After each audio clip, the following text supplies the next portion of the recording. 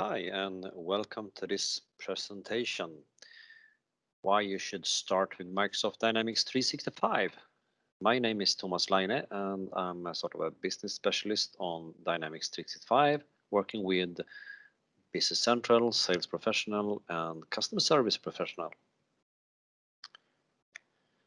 Before we look into Dynamics, let's have a look at what are the focus areas that Microsoft is focusing around, and they are four. And you obviously have on the right hand side, you have Azure as the cloud services. We have what we have seen many years, Office 365 or Microsoft 365, which we try to call it right now. And we have the Power Platform, quite new, where you can build your own apps, you can automate things, and you can build your virtual agents and so on. Very, very interesting. The most common thing inside Power Platform right now is Power BI.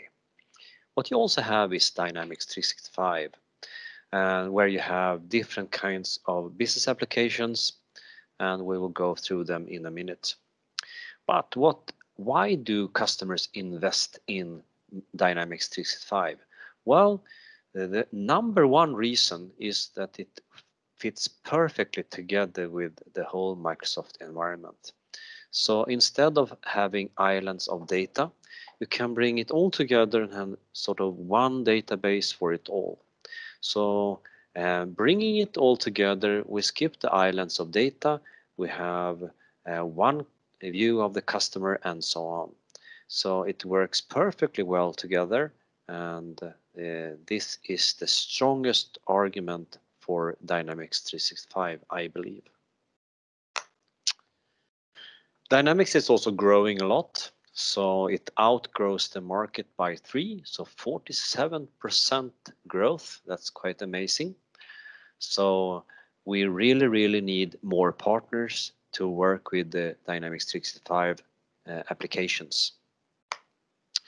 Looking into Microsoft Dynamics 365, we have a map of different biz apps. So let's go through them a bit at least. So we have here on the right hand side, we have sales, which we typically call CRM as a term, and Microsoft call it sales.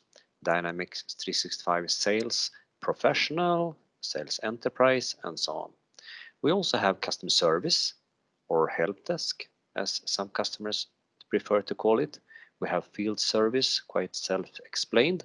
We have a very advanced marketing automation tool called Microsoft Marketing, and these fits perfectly well together. And we also have project service automation for professional services organizations. This is the typical CRM environment, all these business applications, where you can use them one at a time or all together. You have all the data inside one database. So the information you have from marketing and sales and customer service is the same information. It's different views at the same database. What we also have here is the ERP part of Dynamics. We have the enterprise solution called Finance and Supply Chain. We have Business Central for the SMB part of the market, a complete ERP solution with all the modules that you expect. In the surroundings, we have Office 365 that works very well together with, for example, Business Central and Sales, if you want to run the solution from within Outlook. We have the Power Platform, as I told you before. We have Power BI as the most common application, which we also use a lot inside Business Central as well as inside Sales. What we also have here is the ability to build specific apps for customers. That could be a sort of an app for a specific function or process. And it could be apps that we use together with Business Central or other business applications to add functionality or add a process, for example. We also use Power Automate a lot. also together with the Business Central and sales, where we like to automate a lot of things inside our environment. This is perhaps the number one reason why customers are choosing to replace their ERP or CRM. They like to um, move away from manual processes and do a lot of automation instead. Let the system work for you.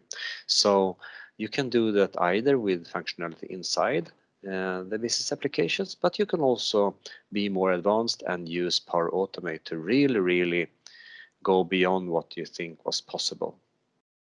What we have here on the right hand side, we have some artificial intelligence like customer service insight, marketing insight, and so on, where Microsoft has put this information or applications inside sales and so on. So we have an ability to expand our CRM solution with a more AI approach. Microsoft has also LinkedIn, as you probably know. This is quite interesting where it has been built into sales and marketing if you want to choose to work with that. What's in it for a partner then? Well, if you start with Dynamics, you will probably increase your revenue. That's given. You will probably increase your margins as well, because ERP and CRM is a high margin area. Also in terms of licenses as well as the profitability you can make out of these products. You will have a very high stickiness. As we all know, we tend to replace our ERP solutions very seldom. So every 10, 15 or 20 years, we perhaps want to replace them. And so you will keep your customers for a long time. So a very low churn rate in that sense. My experience is that you will become a more attractive employer, both internally, where when you add dynamics into your offering, you can make people move around in different areas and to grow into these areas, as well as attract talent from outside into your company when you have a broader portfolio to show. You will also increase your company value because of the increased margins, revenue, and more subscription-based revenue, obviously. In the end, you can become a sort of a one-stop shop if you do this the right way. And looking into the one-stop shop, this is an area where many partners find it very interesting because they can be the trusted advisor for their customers. So as a partner, you can be the trusted advisor and guide the customers into the right areas from within Dynamics 365, for example, but perhaps also overall for ERP and CRM or the whole IT environment.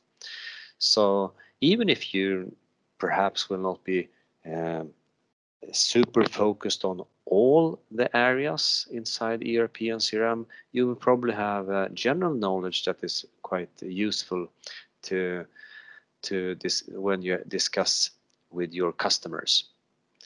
Then you can decide which kind of areas that are of most interest for you. Is it Business Central? Is it sales? Or is it perhaps customer service? Or it could also be the Power Platform. That is your sort of choice to focus on. In the end, you will help the customer to do a lot of cost savings as well as prepare for their future growth. Here's an example of a revenue model for the 3 different business applications for SMB. We have Business Central, we have Sales Professional, we have Customer Service Professional. And we have a couple of years where we have put some estimations, revenue estimations, a little bit slow the first year and then accelerate a lot. So in the end, in this example, we have an accumulated customer base of 90 customers for Business Central and so on. And we have a lot of paid seats also. As you can see on the right-hand side, we have also a quite high margin, a gross margin for these areas. We have also divided it into revenue categories where we have license revenue, project, managed services, and also add-ons. If you choose to either build your own IP or perhaps resell some IPs that has been populated into Microsoft App Source, for example. And we can also see the revenue growth of these and the margins of the different revenue categories.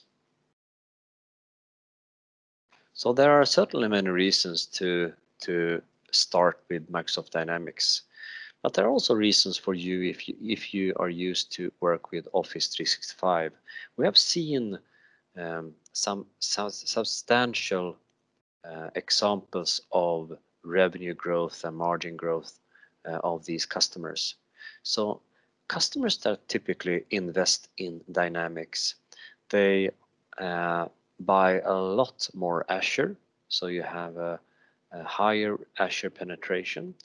You double your revenue. This is statistics from Microsoft. You typically double your Azure revenue on existing customers when they start to use Dynamics 365. You will most probably increase your Office 365 revenue because customers tend to upgrade into E3 or E5, for example, and you will have a high stickiness, so you will keep your customers longer. You can choose different strategies around Microsoft Dynamics 365. You can either choose to build your own practice and build your own practice. You can choose what kind of target market you should go for. Is it SMB? Is it the SC in SMB? Is it enterprise? And so on. You can choose also what kind of biz app you want to focus on, or if you want to focus on several of them. You can also choose to just be the trusted advisor and try to sell Dynamics 365 to your customers, but let someone else do the actual implementation and build a sort of a partner-to-partner connection. And we have several examples of successful partner-to-partner connections in the market right now. And it says high volume here, but it could be sort of the target market could be either very high up in the market, and the high volume could be the number of seats, or it could be the number of customer ads. As long as you think that it could be a repetitive business and it's not a one-time business just to sell Dynamics to one customer. So if you want to do Dynamics, we suggest that you really focus on a specific target market. So the next step for you should be to know a little bit more about Dynamics, and one way of doing that is to download the partner playbook. That's quite a high quality playbook that explains how you can build your own practice around Dynamics. You can also do a lot of training to try to understand what's inside each of the different business applications. You have also the ability to certify, take a lot of exams and certify yourself into different business application areas. And inside business applications, we have a lot of partner incentives going on. So you can earn a lot more money in terms of incentives in different areas here. So please have a look at that as well. If you want to dig even deeper, we have the focus areas called Sales Plays from Microsoft. And these are activate digital selling, enable always on service, and so on. So please have a look at these focus areas and prioritize the ones that you feel is of more interest for you. So that was the presentation for why you should start with Microsoft Dynamics 365. Thank you very much. Have a nice day.